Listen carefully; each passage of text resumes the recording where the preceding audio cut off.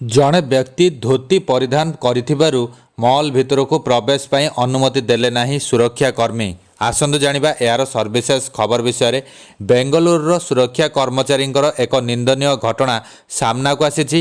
ଜଣେ ବୃଦ୍ଧ ପାରମ୍ପରିକ ଭାରତୀୟ ପୋଷାକ ଧୋତି କୁର୍ତ୍ତା ପିନ୍ଧି ମଲ୍ ଭିତରକୁ ପ୍ରବେଶ କରିବାକୁ ଯାଉଥିବା ବେଳେ ସୁରକ୍ଷା କର୍ମୀମାନେ ତାଙ୍କୁ ଅଟକାଇ ଦେଇଥିଲେ। ଏହି ଘଟଣାର ଭିଡ଼ିଓ ସୋସିଆଲ ମିଡ଼ିଆରେ ଦିନକୁ ଦିନ ଭାଇରାଲ ହେବାରେ ଲାଗିଛି। ଭିଡ଼ିଓରେ ଦେଖିବାକୁ ମିଳୁଥିବା ବୃଦ୍ଧଙ୍କ ପୁଅ ଏହି ଘଟଣାକୁ ନେଇ କହିଛନ୍ତି, ମୁଁ ମୋ ବାପାଙ୍କୁ ନେଇ ମଲ୍ ଭିତରେ ଥିବା ସିନେମା ହଲ୍କୁ ସିନେମା ଦେଖିବା ପାଇଁ ଆସିଥିଲି।